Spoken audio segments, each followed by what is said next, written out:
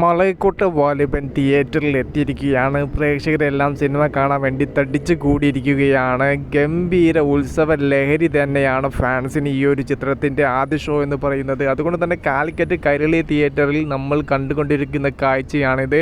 രാവിലെ 6:30 ഇവിടെ ഷോ ആരംഭിക്കുന്നത്. ഗംഭീരമായിട്ട് തന്നെയാണ് ഇവിടെ ആദ്യ ഷോക്ക് ഇവിടെ പ്രേക്ഷകർ എത്തിയിരിക്കുന്നത്. ഒരുപാട് നാളുകൾക്ക് ശേഷമാണ് ഒരു മലയാള ചിത്രം അതിരാവിലെ തന്നെ കേരളത്തിൽ ഷോ ആരംഭിക്കുന്നത്.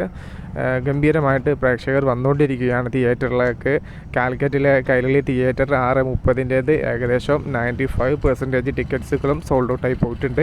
ലാലേട്ടൻ, ലിജോ ജോസ് പല്ലിശ്ശേരി കൂട്ടുകെട്ടിൽ ഒരു സിനിമ വരുന്നു എന്ന് പറഞ്ഞ സമയം മുതൽക്ക് തന്നെ ചിത്രത്തിന് ഗംഭീരമായിട്ടുള്ള ഒരു ഹൈപ്പ് ഉണ്ട്.